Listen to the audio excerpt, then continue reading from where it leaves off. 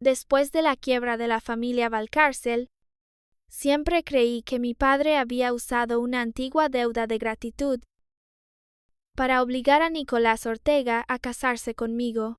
Nicolás había sido aquel estudiante pobre al que mi familia patrocinó, frío, callado, brillante y siempre separado del mundo por un cristal invisible.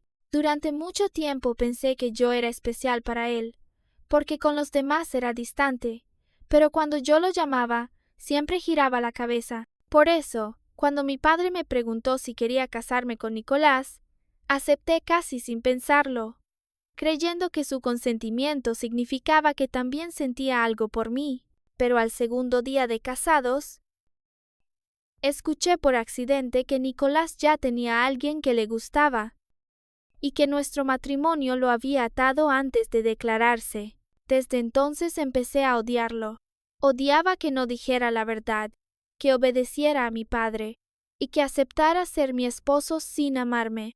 Una mujer orgullosa como yo jamás aceptaría perder en el amor, así que convertí mi dolor en arrogancia, y descargué todo sobre Nicolás. Lo traté como a un sirviente cercano, obligándolo a cocinar, pagar, recogerme y cuidarme incluso en las cosas más pequeñas. Aquella noche, en el dormitorio principal de Villa de Chamartín, volví a estirar perezosamente los pies hacia Nicolás y dije que los tenía fríos. Pero justo entonces, frente a mis ojos, aparecieron comentarios extraños, diciendo que yo era una secundaria sin vergüenza, que trataba al protagonista masculino como a un perro. Aquellas líneas también decían que Nicolás se divorciaría de mí, me echaría de la villa, y que yo terminaría muriendo atropellada. Nicolás preguntó si aquello era otro de mis trucos, mientras yo solo podía tragar saliva,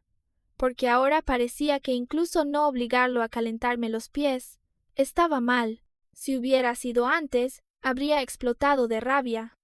Pero solo pensar en acabar atropellada me quitó toda la fuerza. Él tomó mi tobillo, me acercó y dijo que la próxima vez sería más cuidadoso, aunque yo solo quería corregirme, no hacer otro berrinche. Cuando los comentarios dijeron que mi padre también moriría por salvarme, todo mi cuerpo tembló, porque yo podía morir, pero no podía arrastrarlo conmigo.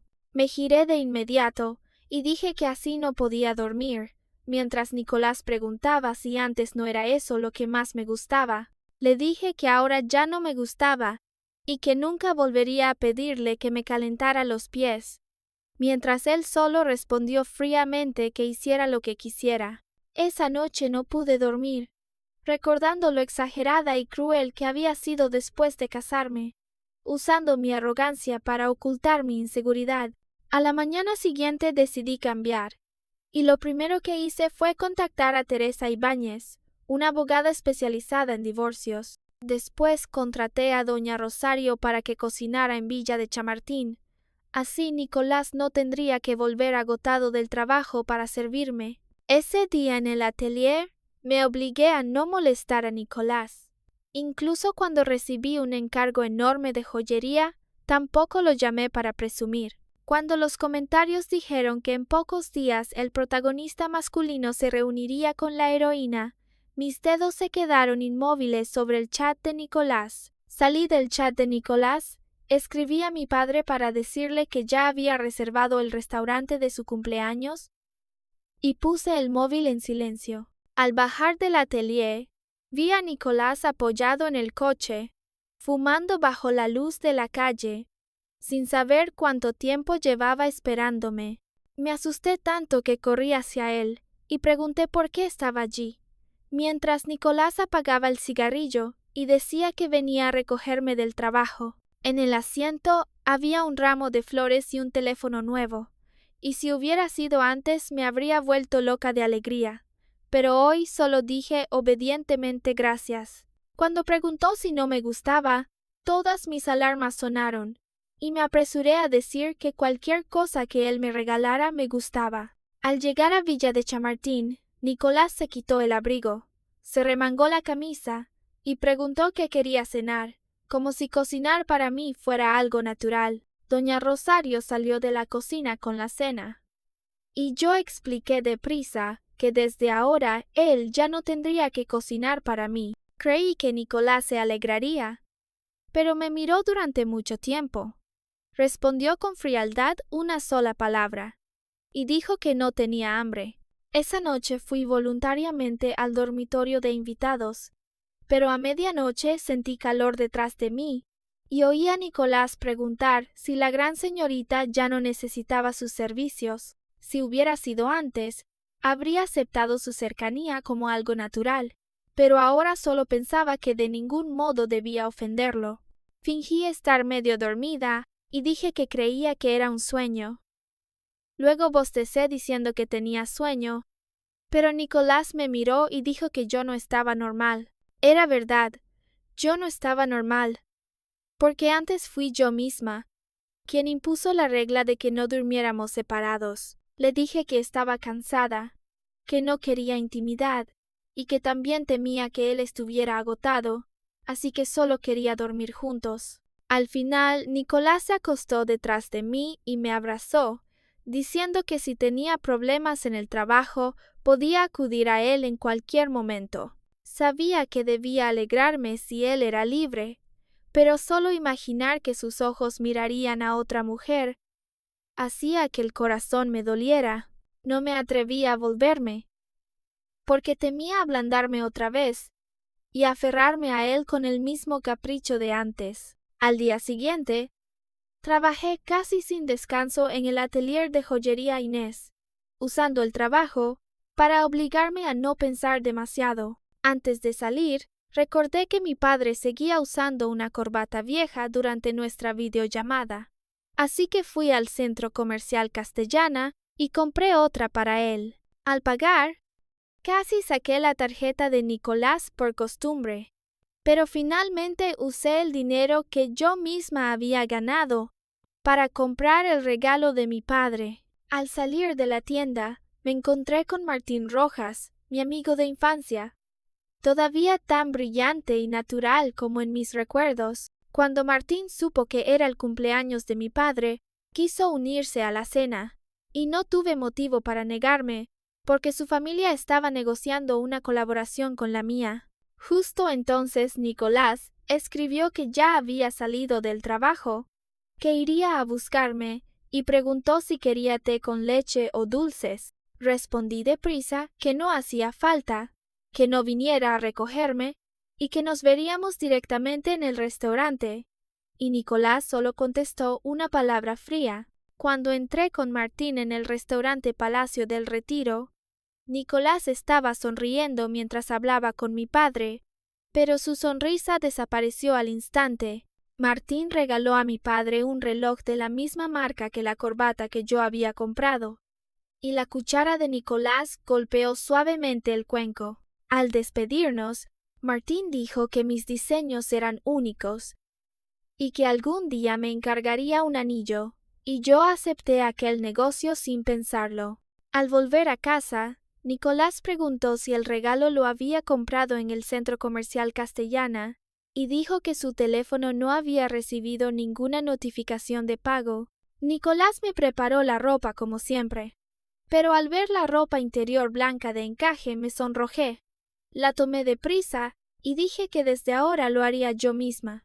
Mientras pensaba en la cita con Teresa Ibáñez y el acuerdo de divorcio, la puerta del baño se abrió y Nicolás entró con mi teléfono mostrando una llamada de Martín Rojas. Él cortó la llamada, me arrinconó contra la puerta del baño y me besó con ferocidad, como si necesitara confirmar algo con desesperación. Quise preguntarle qué locura era aquella, pero antes de poder hablar, su beso se tragó todas mis palabras. A la mañana siguiente desperté, y Nicolás ya se había ido al trabajo, pero sobre la mesa seguía estando el desayuno que él había preparado. Aunque yo había contratado a doña Rosario, Nicolás parecía no querer soltar del todo el asunto de la cocina, y seguía preparando comida para mí. Durante varios días volvió temprano, añadió platos hechos por él y se sentó frente a mí, mirándome probarlo todo. Cuando le dije que no necesitaba esforzarse tanto, el rostro de Nicolás se oscureció y preguntó si eso significaba que ya no lo necesitaba. Ese día, una clienta me citó en el Club Privado Salamanca para hablar de un diseño, y fui con mis bocetos sin avisar a Nicolás. Apenas me senté, vi comentarios diciendo que la heroína estaba siendo acosada en el salón privado de al lado y que el protagonista pronto iría a salvarla. Sabía que debía quedarme quieta y no intervenir en el guión de los protagonistas, pero las risas desagradables atravesaban la puerta. Por la rendija vi a una camarera pequeña siendo acorralada por Gonzalo Ledesma, mientras él se reía y le exigía quitarse ropa para pagar una supuesta deuda.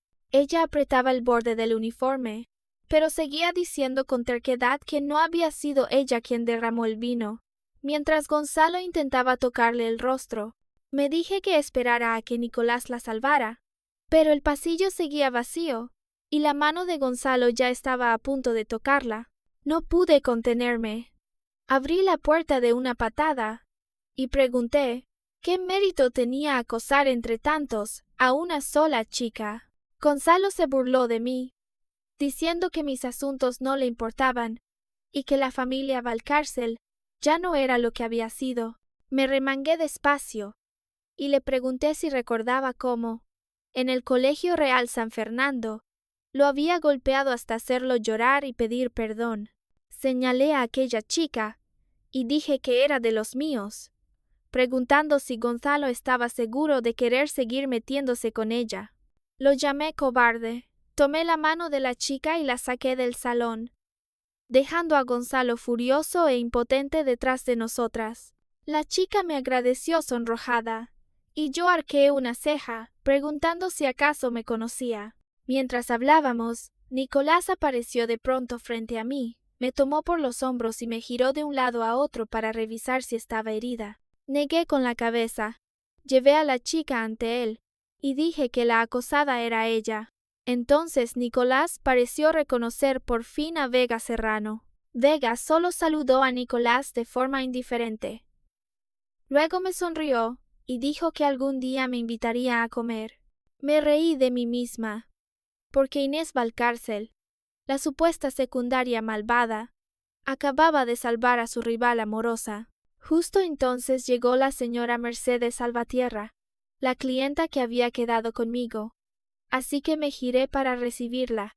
La reunión fue mejor de lo esperado, y la señora Mercedes dijo que mis diseños coincidían perfectamente con su gusto. Al terminar el trabajo, Teresa Ibáñez me llamó para decir que el acuerdo de divorcio estaba listo y que me lo enviaría enseguida. Martín escribió diciendo que la familia Rojas y mi padre habían cerrado la colaboración y que esa noche habría una pequeña ceremonia, así que por supuesto debía ir. Cuando llegué, mi padre sonreía bajo los flashes. Martín me colocó en medio, y papá dijo en voz baja que su hija estaba preciosa. Después de publicar la foto, descubrí que horas antes Nicolás me había escrito diciendo que estaba en una sala de té, justo encima de mí, y preguntando si volvería a casa. Al regresar, pensé que Nicolás no había vuelto, pero al encender la luz de la sala, me asusté al verlo sentado en el sofá, en plena oscuridad. Le pregunté por qué estaba allí, y Nicolás levantó la mirada para responder fríamente dónde se suponía que debía estar. Cuando me acerqué, sus ojos cayeron sobre mi cuello, y al mirarme en el móvil descubrí varias marcas de mosquito hechas en el jardín con Martín. Nicolás apretó los dientes y dijo que yo sonreía muy feliz con Martín, mientras yo guardaba silencio, porque el éxito del proyecto de mi padre de verdad me alegraba. Mi silencio pareció significar otra cosa para Nicolás, y de pronto me levantó por la cintura y me llevó al sofá. Me preguntó de qué huía. Luego rozó con los dedos las marcas rojas de mi cuello, y preguntó si dolían. Las miró durante mucho tiempo, y después bajó la cabeza, rozándolas con los labios hasta dejarme completamente rígida. Me preguntó por qué no había respondido sus mensajes en todo el día. ¿Y si acaso yo tenía a alguien más? Aunque al final no terminó la frase. Pensé que quizá era el momento de hablar del divorcio. Pero Nicolás fue más rápido. Me quitó el teléfono y dijo que no quería escuchar. Luego se inclinó sobre mí y dijo, con voz baja, casi fundida en la oscuridad, que yo era suya. Después de esa noche, el aire entre Nicolás y yo se volvió extraño. Él seguía cuidándome, incluso más que antes. Cuando llevé el conjunto de joyas terminado a Corporación Hispania Global, al abrir la puerta de la sala ejecutiva, vi a Vega Serrano guiñándome un ojo. Al mediodía Vega me invitó a tomar café, y cuando le di las gracias, ella dijo que la que debía agradecer era ella. Vega me recordó que en secundaria yo la había elegido para recibir una beca, dándole la oportunidad de estudiar y cambiar su destino.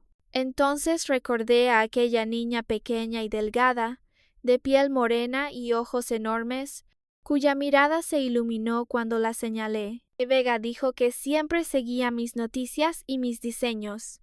Y luego apretó los puños, diciendo que era una pena que alguien como yo hubiera caído en manos de Nicolás Ortega. Me quedé aún más sorprendida cuando Vega hizo un gesto de disgusto y dijo que Nicolás en realidad no me merecía. Le pregunté con cautela si ellos no eran amigos de infancia, pero Vega chasqueó la lengua y dijo que solo venían del mismo pueblo pequeño. Vega dijo que ser compañeros de mesa no significaba que debiera gustarle, y luego sonrió preguntando si podía convertirse en mi amiga.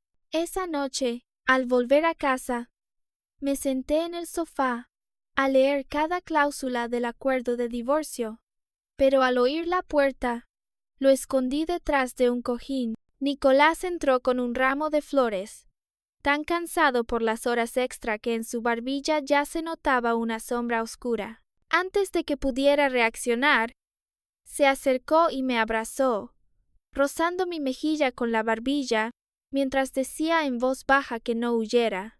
Dijo que solo quería abrazarme un momento, y yo permanecí quieta entre su aroma y el perfume suave de las flores blancas. Besó mi coronilla y pronunció mi nombre. Cuando pregunté qué pasaba, respondió que nada, que solo quería llamarme. Pero cuando apenas me moví, el cojín se desplazó y el acuerdo de divorcio quedó expuesto ante los ojos de Nicolás. Nicolás se levantó de golpe, diciendo que acababa de recordar un trabajo pendiente, con la voz tan baja que parecía estar temblando. No me miró y se encerró rápidamente en el estudio. Aunque el suelo estaba completamente liso, casi tropezó al llegar a la puerta. Me quedé sentada en el sofá con el acuerdo de divorcio en la mano, sin entender por qué. Si quería liberarse de mí, parecía tan herido. A la mañana siguiente no fui al atelier, sino a buscar a mi padre, don Arturo, que estaba en su nueva oficina rodeado de contratos y café frío. Le pregunté si de verdad había usado una deuda de gratitud para obligar a Nicolás a casarse conmigo. Y mi padre preguntó sorprendido quién había inventado semejante rumor. Mi padre dijo que cuando Víctor Salgado arruinó a nuestra familia, sí buscó a Nicolás, pero solo para hablar de cooperación empresarial. Fue Nicolás quien habló primero, diciendo que temía que me maltrataran después de la quiebra y que quería cuidarme. Después mi padre me mostró un documento notarial. Antes de casarse, Nicolás había afirmado que, si nos divorciábamos, todos sus bienes serían míos. Miré su firma en la pantalla y entendí que Nicolás nunca se había protegido a sí mismo. Desde el principio, la persona que quería proteger era yo. Le pregunté a mi padre por qué nunca me lo dijo, y él solo respondió que mientras su hija viviera bien, esas pequeñas cosas no importaban. Recordé que, después de la muerte de mi madre, mi padre fue padre y madre a la vez. Preparaba desayunos, revisaba tareas y me cargaba enferma por hospitales. Lloré y le dije que de pronto lo extrañaba, mientras él me acariciaba la cabeza como cuando era niña, y decía que aquel lugar siempre sería mi hogar. Al salir de la oficina de mi padre, decidí buscar a Nicolás para decirle que ya sabía la verdad y que había entendido mal demasiadas cosas. Pero en el café Gran Vía, bajo Ortega Systems, me encontré con Martín, que acababa de cerrar un contrato cerca. Cuando llegó el café, alguien me empujó. Martín me sujetó por la cintura y levantó la mano para limpiarme unas gotas del rostro. En ese instante, a través del cristal, vi a Nicolás de pie en la calle, con una mirada llena de emociones que no pude leer. Antes de girarse y marcharse, grité su nombre y quise correr tras él. Pero Martín me sujetó la muñeca y preguntó si de verdad creía que Nicolás me daría oportunidad de explicar.